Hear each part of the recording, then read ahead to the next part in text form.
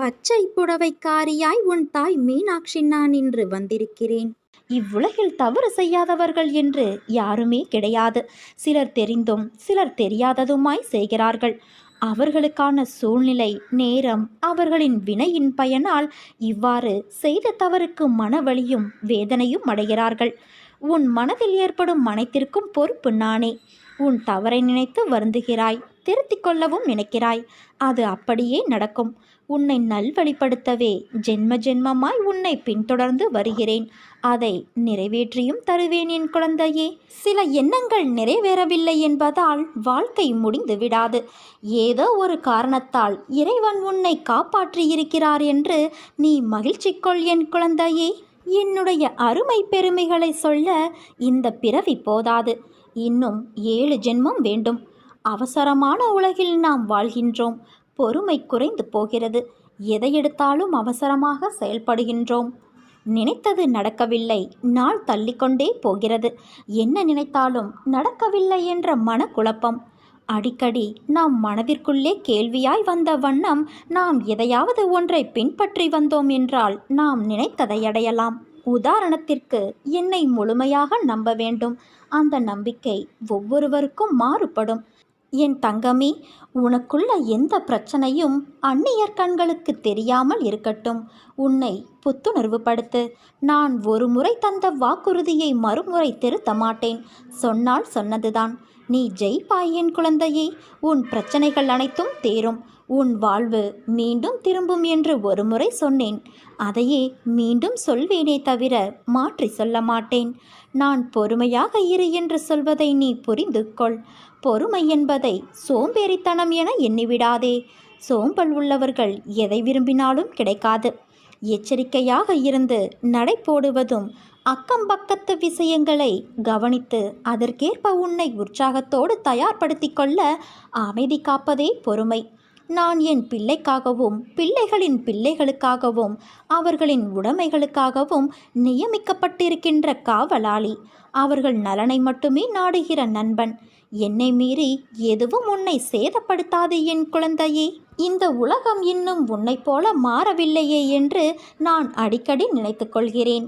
எத்தனை கவலை கஷ்டங்களை நீ தைரியமாக சந்தித்து அனைத்திலும் வெற்றி பெற்று, வெற்றி கிடைக்காதவற்றில் இதில் அம்மாவுக்கு விருப்பமில்லை என்று ஒதுக்கி தள்ளி, அடடா, நீ நடந்து வந்த பாதைகளை நான் திரும்பி பார்க்கிறேன். பெருமையாகவும் பெருமிதமாகவும் இருக்கிறது. மலைப்பான நாட்களும் நிமிடங்களும் கடந்து போன பிறகு இதற்காகவா இவ்வளவு நாள் கஷ்டமும் கவலையும் பட்டோம் என்று நினைத்து ஒவ்வொருவரும் வருத்தப்படுவார்கள். நீ கூட அடிக்கடி அப்பாடா, ஒளிந்து போயின துன்பம் என இத்தகைய நேரங்களில் நினைத்து பார்க்கிறாய். எதுக்காக இவ்வளவு கஷ்டங்களை நீ எனக்கு தந்திருக்கிறாய் என்று அடிக்கடி என்னை கேட்பாய். நான் உனக்கு கஷ்டங்களை என்றும் தந்திர நினைத்தது கிடையாது. அனுபவங்களை தரவே நினைப்பேன். உன்னால் முடியாத போது கை நீட்டி நான் இழுத்து கொள்வேன். இப்போது எதுவெல்லாம் உனக்கு நடக்கிறதோ அவையெல்லாம் ஏற்கனவே தீர்மானிக்கப்பட்டவை. அதைத்தான் விதி என்பார்கள். தோல்வி வருவது போன்ற நிலை ஏற்பட்டாலும் அதை என்னுடைய அருள், நீ செய்கின்ற புண்ணியம் போன்றவற்றின் பலன் ஆகியவற்றின் பலத்தால் தவிர்த்துவிட முடியும். இதைத்தான் விதியை மாற்றுவது என்பார்கள். உனக்கு இந்த விதியை மாற்றும் இயல்பு என் அருளால் இயற்கையாகவே அளிக்கப்பட்டுள்ளது. அதனால்தான் நீ எவ்வளவோ சோதனைகளை கடந்து விட்டாய். உன் கண்ணீர், துக்கம் எல்லாமே முடிந்து இந்த மகிழ்ச்சியின் படிகளில் தடம் பதிக்க ஆரம்பித்திருக்கின்றாய். நான் உன் கரங்களை பிடித்துள்ளேன். தைரியமாக நட, நம்பிக்கையோடு இரு. வெற்றி உனதே. ஒரு ஆரம்பம் இருந்தால் ஒரு முடிவு உண்டு. பிறப்பு உறுதி செய்யப்பட்டால் இறப்பு உறுதி. அதே போல நமக்கு கிடைத்த இந்த மானிட பிறவியை மகிழ்ச்சியோடும் பொறுமையோடும் வாழ வேண்டும். நாம் செய்கின்ற செயல்கள் நாளை சரித்திரம் படைக்க வேண்டும்.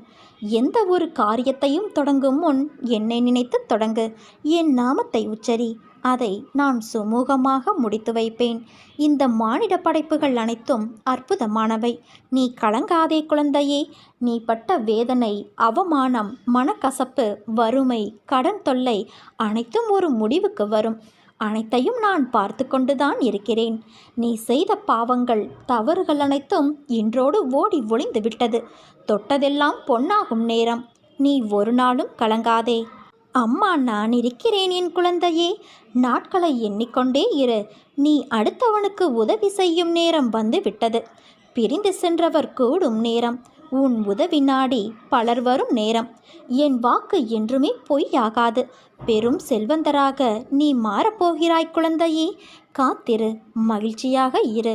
தான் தாமதப்படுத்துகிற விஷயத்திற்காக காரணத்தை ஆராயவோ விவாதிக்கவோ வேண்டாம். ஒழுக்கமாக, அடக்கமாக, பண்போடு நடந்து எனது கட்டளைகளுக்கு கீழ்ப்படிவதை கடமையாகவும் தர்மமாகவும் நினைத்து உறுதியோடு செயல்படு. நான் என் தாசன் மூலம் சொல்லும் ஒவ்வொரு வார்த்தைக்கும் ஒரு பொருள் இருக்கும். பொருள் இல்லாத அனுபவங்களை நான் பேசுவது கிடையாது. அனுபவங்கள் பக்குவப்படுத்தப்பட வேண்டும். அதை நான் சரியாக செய்கிறேன். அப்படி இல்லாவிட்டால் எனக்கு இத்தனை பக்தர்கள் நாள்தோறும் உருவாகி கொண்டு இருப்பார்களா? ஆரம்பத்தில் என் மீது அதிக பக்தியும் பாசமும் கொண்டு நீ கேட்டபோதெல்லாம் உடனே நான் பதில் கொடுத்தேன். இப்போதோ என்னை மீறிய சக்தி ஏதோ ஒன்று இருப்பது போல நீ கலக்கத்தில் இருக்கிறாய். ஜீவனத்திற்காக நீ கவலைப்படுகிற எல்லா விஷயங்களும் அழிந்துவிடும். என்னையே சதா பற்றி கொண்டு இருக்கிறவனுடைய குறிக்கோளை நான் அழிப்பதே இல்லை. நீ ஓய்வெடுத்துக்கொள். உனக்கு நல்ல உத்தியோகத்தை நான் உருவாக்கி கொண்டுள்ளேன். விரைவில் தருவேன். விபத்து நடந்ததிலிருந்து எதிலும் ஒரு பற்று இல்லாமல், எதிலும் நம்பிக்கை இல்லாமல் நீ இருக்கிறாய். நீ என் உண்மை பக்தன். உனக்கு நேர இருந்த ஒரு பெரிய, தாங்கிக் கொள்ள முடியாத இழப்பை நான் சிறு விபத்தாக மாற்றினேன் என்பதை நீ புரிந்து கொள். உன்னை பிறர் ஏமாற்றிவிட்டார்கள் என கண் கலங்கிய போதும், உன் கடன் அடையவில்லை என நீ புலம்பிய போதும், என் நாம ஜபத்தால் அவற்றை வரவழைத்து தருவேன் என உறுதி கொடுத்தேன். உனது பிரச்சனை என்னவாக இருந்தாலும் சரி, எவ்வளவு பெரியதாக இருந்தாலும் சரி, அவற்றை நான் முற்றிலுமாக தீர்த்து வைப்பேன் என் குழந்தையே. உன் தகுதியை நீ உயர்த்தி கொண்டே இரு. உன்னை விட்டு எவர் விலகினாலும் அது அவர்களுக்கே பலவீனமாகவும் இழப்பாகவும் முடிய வேண்டும். உனக்காக நான் தினமும் செய்தி அனுப்புகிறேன். அதை படித்துவிட்டு ஏன் என்மேல் நம்பிக்கை இல்லாமல் இருக்கிறாய்? என்மேல் நீ நம்பிக்கை வைக்க மாட்டாயா? சொல் தங்கமே. இப்போதாவது அலட்சியம் செய்யாமல் இந்த பதிவை நீ முழுமையாக கேள் என் குழந்தையே. எல்லா விஷயங்களையும் நான் ரகசியமாகவே செய்து தருகிறேன். யாருடைய கண்களில் கண்ணீர் துளிகள் கசிந்து உருகி ஓடுகின்றனவோ அவர்கள் ஆத்மார்த்தமாக வேண்டுகிறார்கள் என்று அர்த்தம். மற்றவர்கள் அந்த அவசியத்தில் இல்லை என்பதால் மேம்போக்காக வேண்டுகிறார்கள். எந்த வெள்ளம் புரண்டு வருகிறதோ அந்த வெள்ளம் வழிகளை உண்டாக்குகிறது. எங்கே நீர்வரத்து இல்லையோ அங்கே வழிகள் உண்டாவது இல்லை. இதுதான் கண்ணீரோடு வேண்டுகிற வேண்டுதலுக்கும் கடமைக்காக வேண்டுகிற வேண்டுதலுக்கும் இடையேயுள்ள வித்தியாசம். என்னிடம் இருந்து பற்றி கொண்டாயே என கேட்டு அழாதே. நீ என்னை பற்றி கொண்டு என்னிடம் இருக்கிறாயே. நான் என்ன பேறு பெற்றவன் என எண்ணி அழுது என்னை போற்று. என்னை வணங்குவதற்காக பூஜை புனஸ்காரங்கள் செய்வதையும் பிறர் பாராட்ட நடந்து கொள்வதையும் தவிர்த்துவிடு. நான் இதை விரும்புவது கிடையாது. வெளிப்படையான ஆடம்பர வழிபாட்டுக்கு நான் முக்கியத்துவம் தருவது இல்லை. காரணம், அதை செய்வதற்கான பலனை உடனே அடைந்து விட முடியும். அதற்கு மேல் பலனை எதிர்பார்க்க முடியாது அல்லவா? ஆத்மார்த்தமாக இதயத்திற்குள் என்னை குடியேற்றி அங்கே என்னை வழிபடு. அப்போது உன் மனதும் செயலும் யாருக்கும் தெரியாது. அனைத்தும் ரகசியமாக இருப்பதால் நானும் எல்லா விஷயங்களையும் ரகசியமாகவே செய்து தருவேன். பொறுமையும் தன்னம்பிக்கையும் தான் தைரியம். அதை நீ தொலைத்து விடாதே. எப்பொழுது நீ எந்த பிரச்சனைகளை சந்திக்க நேர்ந்தாலும் அதை எதிர்த்து போராட கற்றுக்கொள். அப்போது அது உன்னை காப்பாற்றும். ஆனால் எது நடந்தாலும், நீ எதை எதை செய்திருந்தாலும் அதை நீ உணரும் தருணத்தில் அனைத்தையும் நான் மன்னித்து உன்னை ஆசிர்வதிப்பேன். சகிப்புத்தன்மை இல்லை என்றால் உன் நிலை மிகவும் கவலைக்கிடமாகும். இதை மட்டும் நினைவில் வைத்துக்கொண்டு வாழ கற்றுக்கொள். நீ எவ்வளவு பெரிய வம்சாவளியை சேர்ந்திருந்தாலும், ஒழுக்கத்தோடும் சிறந்த நற்குணங்களோடு இருந்தாலும், வறுமையின் காரணமாக மிகவும் கடினமான சூழ்நிலையில் இருந்தாலும், அனைத்தையும் ஏற்றுக்கொள்ளும் மன தூய்மையும் தன்னலமற்ற சிந்தனைகளும் எண்ணங்களும் இல்லை என்றால் எதையுமே நீ எதிர்கொள்ள முடியாது, சாதிக்கவும் முடியாது. மிகவும் முக்கியம் சகிப்புத்தன்மை. இது மட்டும் உன் வாழ்க்கையில் இல்லாவிட்டால் உன் வாழ்க்கையே பறிபோகிவிடும். நான் பக்கபலமாக இருந்தாலும், நானே அனைத்திற்கும் சர்வாதிகாரி என்றாலும், அனைத்தும் எனக்கு கட்டுப்பட்டு இருந்தாலும் உன்னிடம் நிலையான உண்மையான பக்தியும் இருந்தால் மட்டுமே நான் உன்னை அனைத்திலும் இருந்து பாதுகாக்க முடியும். நம்பிக்கையையும் சகிப்புத்தன்மையையும் உனது தைரியத்தையும் தான் நான் உன்னிடமிருந்து எதிர்பார்க்கிறேன். உன் வருகைக்காக நான் காத்திருக்கிறேன். நான் உனக்கு உனது மனநிலையை புரிந்து கொண்டு அழைப்பு விடுத்திருக்கிறேன். என் அழைப்பை ஏற்று விரைந்து வா என் குழந்தையே. அம்மா உனக்காக என் விழி திறந்து என் ஆலயத்தில் உனக்காகவே காத்திருக்கிறேன். என் அனுமதியின்றி எதுவும் நடக்காது. எவரையும் நெருங்க முடியாது. என் அனுமதியின்றி என் மண்ணில் பாதம் பதிக்க முடியாது. உனக்கு ஏற்பட்ட துயரங்கள் அனைத்தும் உன்னை விட்டு விலகிவிடும். தன்னம்பிக்கையை நீ இழந்து விடாதே. அனைத்தும் விரைவில் மாறப்போகிறது. நீ எதற்கும் பயப்படாதே, கலங்காதே. என் ஆலயத்திற்கு வந்து ஒரு முறை என்னை தரிசித்து விட்டு போ. என் பக்தன் நல்லவனோ கெட்டவனோ அவன் என்னுடையவன். அவனுக்கும் எனக்கும் இடையே பேதம் எதுவுமே கிடையாது. இப்போது அவன் பொறுப்பு முழுவதும் என்னிடமே உள்ளது குழந்தையே. நீ சுகமாக இருப்பதற்கு பல விஷயங்கள் இருக்க, இல்லாத ஒன்றிற்காகவும் நிலைக்காத ஒன்றிற்காகவும் ஏன் வருத்தப்படுகிறாய்? உன் வருத்தம் உன்னை தடுமாற வைக்கிறது. அந்த தடுமாற்றம் உனக்கு பயத்தை கொடுக்கிறது. பயமே உன்னை மெல்ல மெல்ல கொன்று கொண்டு இருக்கிறது. உன் முகத்தை இறுக்கமாக்கி நோயாளியைப் போல காட்டிக்கொண்டு இருக்கிறது. உன் சிந்தனை உன் நம்பிக்கையை சிதைத்து வருகிறது. இப்படி ஒவ்வொன்றையும் மனதிற்கு உகந்ததாக ஏற்றுக்கொள்ளாமல் மனதிற்கு உளைச்சல் தரும் விஷயங்களை நீயாக தேர்வு செய்து தத்தளித்து கொண்டு இருக்கிறாய்.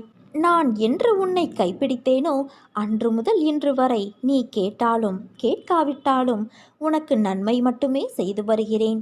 நான் அடிக்கடி கூறுவது போல நீ எதற்கும் கலங்காதே, திகைக்காதே, தைரியமாக இரு என் செல்வமே. இந்த விஷயங்கள் எல்லாம் உன்னை என்னோடு மிக இறுக்கமாக இணைப்பதற்காகவே நடந்தவை. உன்னை முன்னும் பின்னும் பக்கவாட்டிலும் எல்லா திசைகளிலும் இருந்து நான் பாதுகாக்கின்றேன். என் மீது நீ நம்பிக்கை வை. உன் கோரிக்கைகளை நிறைவேற்றி பிரார்த்தனை அனைத்திற்கும் பதில் தரவே நான் அவதரித்து இருக்கிறேன். ஒவ்வொருவரும் வாழ்க்கையில் நடக்கும் பிரச்சனைகளை எதிர்கொண்டு போராடி வருகிறார்கள். எல்லோரும் கஷ்டங்களை அனுபவித்து வாழ்வது கிடையாது. துன்பங்கள் எவ்வளவு வந்தாலும் அதை மனதிற்குள் எடுத்துச் செல்லக்கூடாது.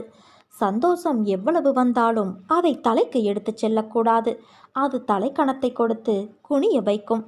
உப்பும் சர்க்கரையும் பார்க்க ஒரே நிறம்தான், ஆனால் அதன் சுவை மாறுபடுகிறது அல்லவா? அதே போலத்தான் இன்பமும் துன்பமும் இரண்டும் ஒன்றுதான். அதன் விளைவுதான் உன் வாழ்க்கையில் உனக்கு ஏற்படும் சுவை. அதனால் எதையும் மனதிற்குள் வைத்து புழுங்காதே. அது உன்னை மேலும் அழுத்தும். அது உன்னை நிம்மதியாக வாழ விடாது. அதனால் என்றும் என் பிள்ளையான நீ நிம்மதியோடு இருக்கவே நான் ஆசைப்படுகிறேன். நிச்சயம் நல்ல வாழ்க்கையை உனக்கு அமைத்து கொடுப்பேன் குழந்தையே.